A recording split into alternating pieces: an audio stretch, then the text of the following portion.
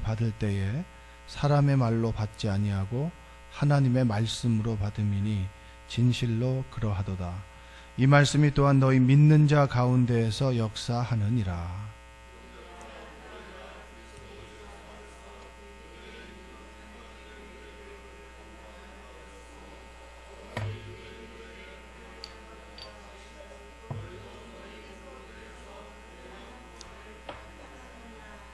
유대인은 주 예수와 선지자들을 죽이고 우리를 쫓아내고 하나님을 기쁘시게 하지 아니하고 모든 사람에게 대적이 되어 이방인에게 말하여 구원받게 함을 그들이 금하여 자기 죄를 항상 채움에 노하심이 끝까지 그들에게 임하였느니라. 아멘. 오늘도 하나님의 은혜가 여러분의 삶 가운데 함께 하시기를 주님의 이름으로 축원합니다. 자, 바울이 데살로니가 교회 교인들에게 나는 이렇게 살아야겠습니다. 당신들도 이렇게 했으면 좋겠습니다. 라고 하는 믿음의 권면을 하고 있습니다.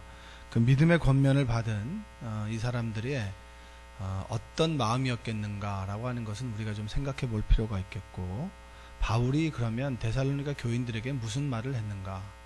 이 바울은 기쁜 거예요. 데살로니가 교인들이 하나님을 믿는다라고 하는 것, 믿음의 여정을 잘 걸어가고 있다라고 하는 것이 기쁩니다. 그 기쁜 것은 뭐냐면 13절에 보니까 우리가 끊임없이 하나님께 감사함은 너희가 우리에게 들은 바 하나님의 말씀을 받을 때에 사람의 말로 받지 아니하고 하나님의 말씀으로 받았다라고 합니다. 여러분, 하나님의 말씀을 하나님의 말씀으로 받는 은혜가 있기를 바랍니다. 많은 사람들이 설교를 분석하기도 하고 오늘 설교는 좋았느니, 그리고 이런 설교는 좋지 않았느니 라고 하는 그 설교자에 대한 부분들, 그리고 그 말씀에 대한 그 은혜에 대한 부분들을 자꾸 이렇게 비교하고, 그리고 그 말씀에 대해 진정성을 의심할 때가 있습니다.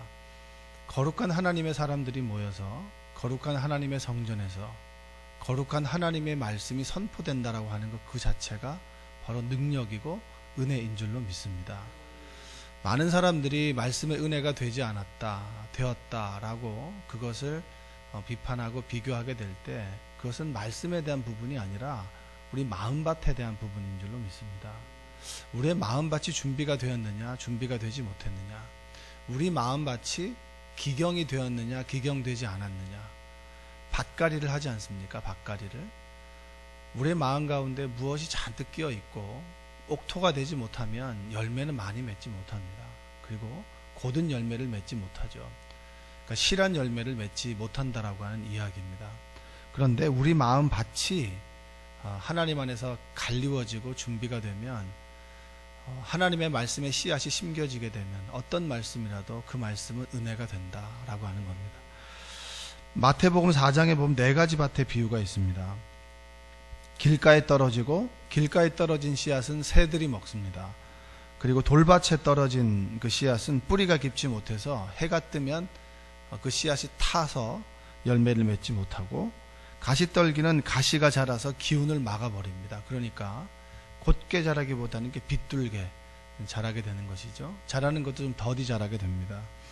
좋은 땅에 떨어진 씨앗은 무성하여 결실한다라고 합니다. 그런데 여기 성경 구절을 보면 덜어는 길가에, 덜어는 돌밭에, 덜어는 가시떨기에, 덜어는 좋은 땅에 떨어진다라고 합니다. 말씀의 씨앗이 끊임없이 떨어지는데 그 말씀의 씨앗이 어떤 사람에게는 마음밭이 길가밭이 되어서 지금 말씀을 받으면 기쁜데 사단과 마귀가 그 기운을 막아버리죠. 늘 말씀을 빼앗아가 버립니다.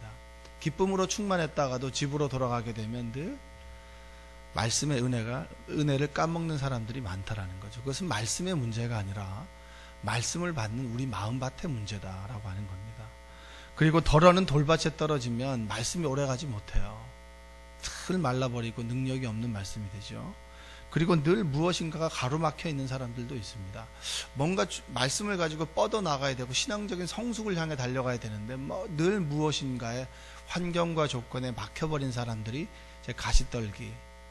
그런데 옥토, 좋은 밭에 뿌려진 씨앗은 30배, 60배, 100배 열매를 맺는다. 여러분의 삶 속에 30배, 60배, 100배 열매가 맺히기를 주님의 이름으로 축복합니다. 그러면 여러분, 한 번 좋은 밭은 끝까지 좋은 밭인가요? 한 번 좋은 밭도 끝까지 좋은 밭은 아닙니다. 저는 농사를 지어보진 않았지만 농사를 짓는 곳에서 목회할 때 보면 정말 실한 열매를 맺고, 그리고 농사를 잘 짓는 사람들은 겨우내 그 땅을 그대로 놀리지 않아요. 사람들이 겨울 때, 농번기 때 사람들이 논다라고 하지만 농한기 때 정말 농사 짓는 사람들은 비료를 주고, 그리고 끊임없이 퇴비나 그런 걸 줘서 그만큼의 땅에다 투자를 해요. 그러면 땅의 기운이 농작물을 심을 수 있을 만한 기운으로 바뀌기 때문에 같은 배추를 심어도 풍성한 열매가 맺어지게 되고, 그럼 높은 값을 받게 되는 것이죠. 늘 우리의 마음의 밭을 기경해야 되고 마음의 밭을 돌아봐야 됩니다. 말씀의 은혜가 없는 것이 아니라 우리의 마음밭이 말씀을 받을 은혜 준비가 되지 않았다라고 하는 거죠. 제가 이제 어느 여자 전도사님의 설교를 들었습니다. 목회 경력이 길지 않았기 때문에 그렇게 대단한 스킬을 가지고 있거나, 그리고 어떤 깊은 영성을 가지고 있거나, 그리고 정말 준비된 그런 설교자는 아니죠. 요즘 워낙 설교를 잘하시는 분이, 은혜로운 분이 많기 때문에. 그런데 제가 그 설교를 들으면서 하나님의 말씀으로 받는다는 마음을 들었을 때 한 가지 아직까지 잊혀지지 않는 그런 그 설교 주제가 있습니다. 그냥 7년, 8년 전인데 그 여자 전사님이 그냥 이렇게 설교 외우기보다는 좀 주눅 들기도 하고 그랬는데, 거기에서 주셨던 말씀이 뭐냐면, 에스더 죽으면 죽으리라. 페르시아 그 속에서 유대인들을 씨앗을 말리려고 하는 어떻게 마귀의 음모죠. 거기에 대해서 하만이 그 이스라엘 민족을 죽이려고 할 때 모르드게가 깨어서 그 음모를 알고, 그리고 이때를 위해서 준비한 에스더에게 그 말을 전했을 때 에스더가 고민하면서, 그래, 내가 죽으면 죽겠다. 그러면서 왕 앞에 나가게 되죠. 왕 앞에 나가게 됐을 때는 잘못 나가면 죽죠. 영화 300에 보면 나오는 왕이 바로 이제 그 에스더의 남편입니다. 에스더의 남편이 그렇게 물과 같은 사람이 아니에요. 한 제국이니까 여러분 엄청난 힘을 가지고 신격화되어 있는 인물 앞에 죽으면 죽으리라라고 이렇게 나간 거예요. 그런데 그 내용이 아니라 이렇게 얘기를 하는 거죠. 하나님께서 에스더가 죽으면 죽으리라 라고 하는 그 결단을 가지고 왕 앞에 나아가지 않았어도 하나님은 또 다른 에스더를 준비하신다. 제가 그 말에 쇼킹을 한 거예요. 그렇구나. 내가 내 사명을 감당하지 않는다면 하나님께서는 돌들을 들어서라도 그것을 감당하게 할 것이다. 그럼 나에게 맡겨진 사명을 내가 어떻게 할 것인가. 그때 제가 정말 제 인생 가운데 좋은 교훈을 얻었습니다. 설교자의 능력이 아니라 하나님 말씀의 권위구나. 할렐루야. 이 강단에서 하나님의 말씀이 선포될 때 그 말씀을 하나님의 말씀으로 받아 안게 되면 그 열매는 여러분 우리에게 30배, 60배, 100배가 되지만, 설교자에 따라서 그 말씀이, 또 그 사람에 따라서 말씀이 달라진다. 여러분, 많은 사람들이 목회자가 능력이 있어서 더 큰 말씀을 전하면 더 큰 열매가 맺어 있는 것 같지만 그렇지 않아요. 강단의 권위, 하나님의 말씀의 권위, 그것이 우리로 하여금 생명을 살게 하고 열매를 맺게 한다라고 하는 겁니다. 여러분이 열매를 맺게 하기 위해서, 열매를 자라게 하기 위해서 하는 것은 산에 있는 나무에다가 여러분이 열매를 맺게 하려고 해주는 행위가 있습니까? 가지가 열매를 맺기 위해서 정말 애쓰고 수고하는 게 있나요? 사실 보면 하나님께서 그 가지에게 영양분을 주시고 열매를 맺게 하는 거예요. 오로지 하나님의 은혜요, 그리고 하나님께서 주시는 말씀의 능력이고 권위고 생명이라고 하는 것입니다.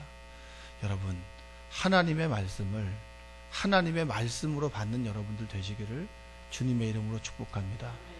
바울이 왜 그렇게 얘기할까요? 성경에는 여러분 우리의 모든 심리가 들어가 있어요. 바울이 뜬금없이 하나님의 말씀을 하나님의 말씀으로 받는 너희는 복되다라고 얘기할까요? 뒤집어 놓고 얘기하면 하나님의 말씀을 하나님의 말씀으로 받지 않는다라는 거죠. 그냥 사람의 말로 받는 사람들이 많다라는 거예요. 없는 것들을 이야기하지 않습니다. 십계명을 한번 뒤집어 볼까요? 여러분, 우리는 하나님을 섬기는 것이 당연한 겁니까? 아닙니까? 나 외에 다른 신을 섬기지 말라 하나님께서 나만 섬기는데 그 얘기를 할까요? 워낙 나를 섬기지 않기 때문에 나 외 다른 신을 섬기지 말라라고 하는 겁니다. 성경의 말씀을 뒤집어 보면 우리가 하는 행위가 나와요.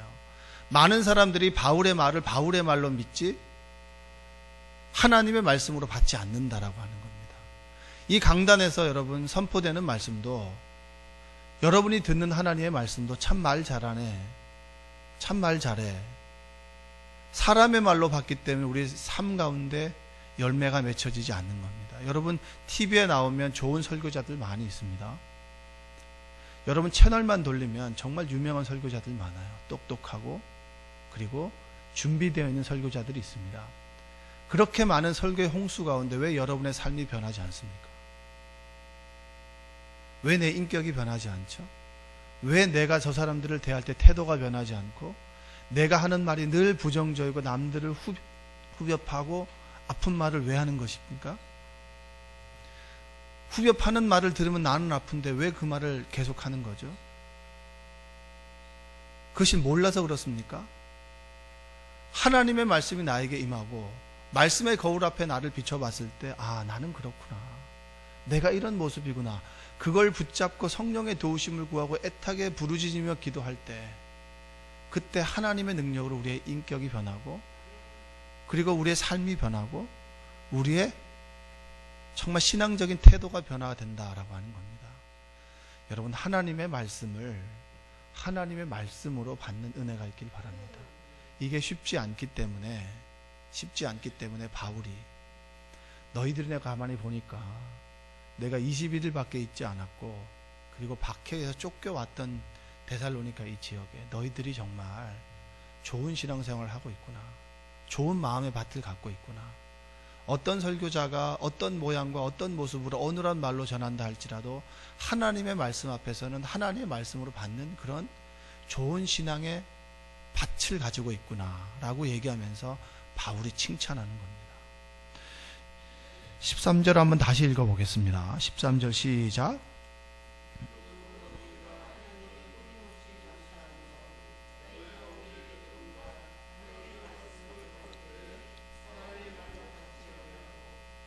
말씀으로 받음이니 진실로 그러하도다. 이 말씀이 또한 너희 믿는 자 가운데에서 역사하느니라. 여기서 중요한 부분이 뭐죠? 하나님의 말씀으로 받게 되면 하나님의 말씀이 우리 가운데 역사한다, 움직인다. 말씀이 우리의 삶을 이끌어가고 말씀이 우리의 삶을 바꾸어 간다라고 하는 겁니다. 내 성격을 내가 바꾸는 게 아니에요. 내가 평안하고 싶어서 평안하게 되는 게 아닙니다.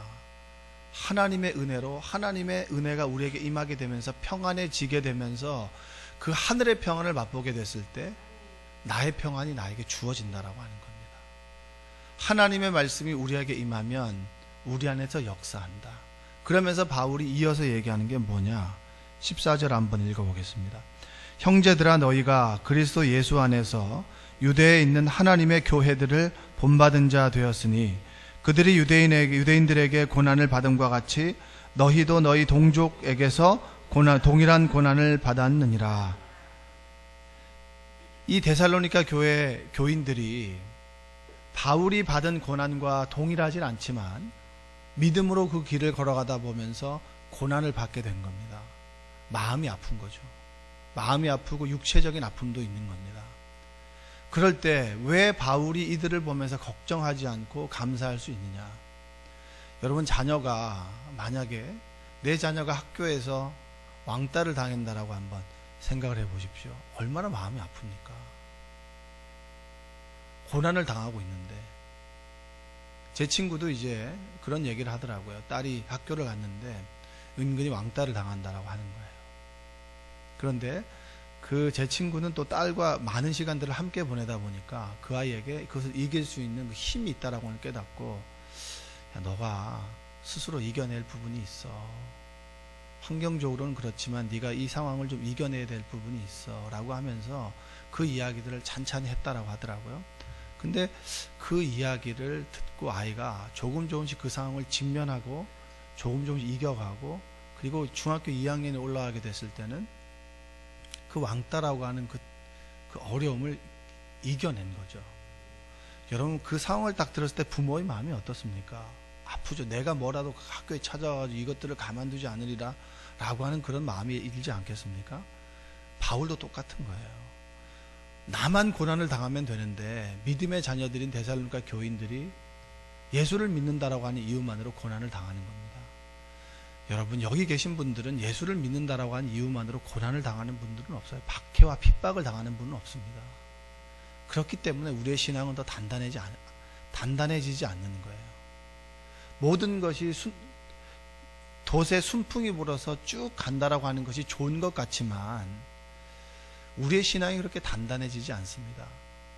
우리는 인생의 4계절을 보내고 있죠. 사시사철의 형통함이라고 얘기합니다. 봄에는 싹이 돋고 여름에는 이 싹이 자라지 않습니까?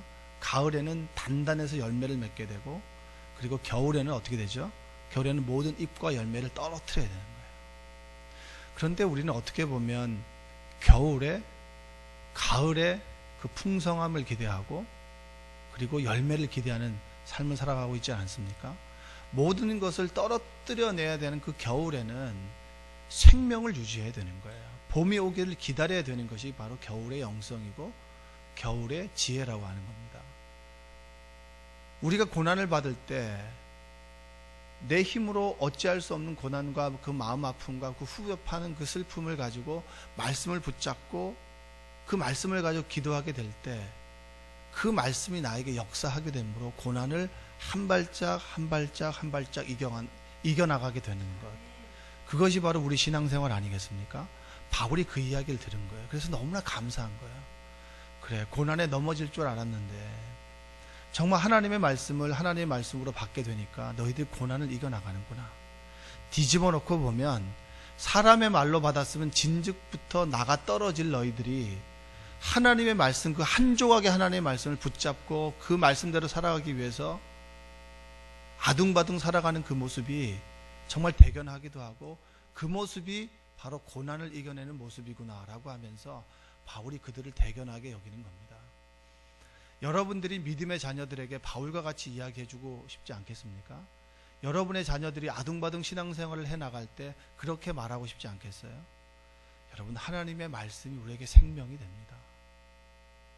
날마다 하나님의 말씀이 여러분에게 떨어지게 됐을 때 그 말씀의 거울에 나를 비춰보는 은혜가 있기를 바랍니다.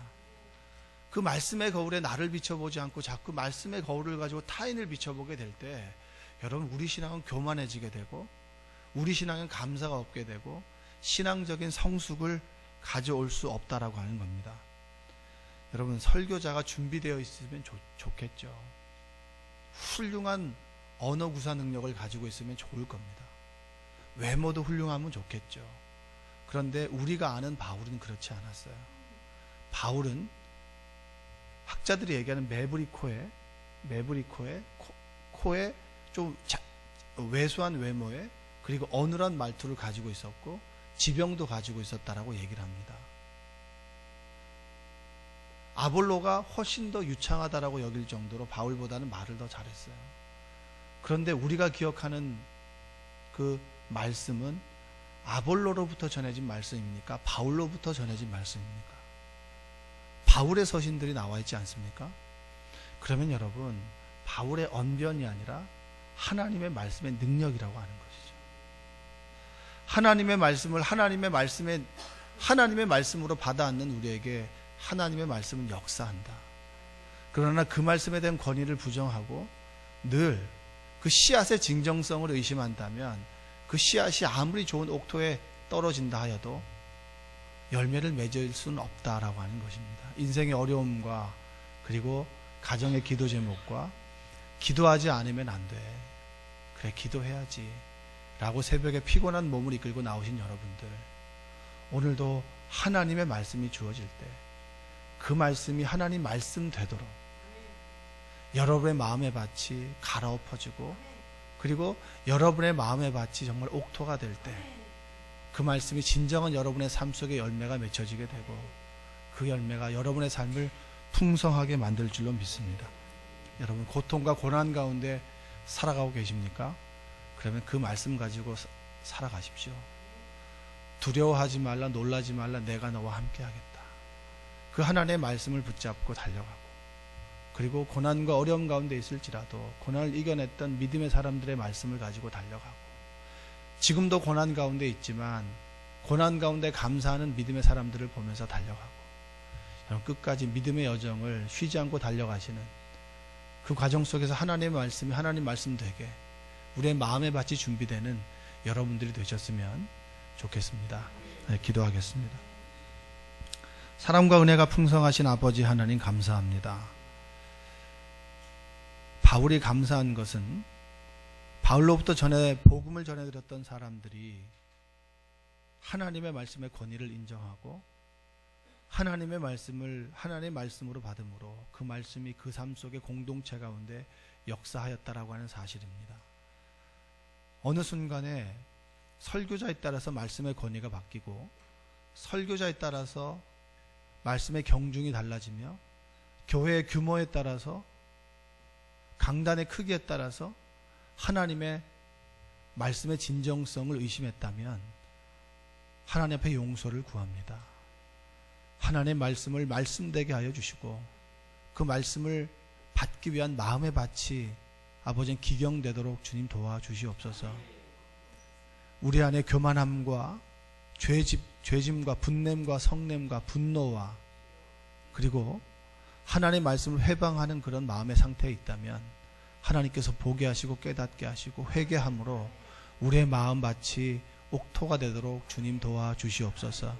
우리의 마음에 있는 돌을 기경하여 주시고 우리를 가로막고 있는 가시떨기를 잘라주시며 그리고 빛이 들어오는 광이 아니라 빛이 들어오는 아버지 하나님 그런 초원에서 하나님의 말씀을 받을 수 있도록 주님 도와주시옵소서. 오늘 하루 살아갈 때 주님께서 우리와 함께 하시고 동행하셔서 우리의 삶을 인도하시고 하나님의 기이한 일들을 보며 만나 매출하게 먹여주심과 구름 기둥과 불 기둥의 인도하심을 경험할 수 있도록 주님 도와주시옵소서. 예수님의 이름으로 기도합니다. 아멘. 우리 357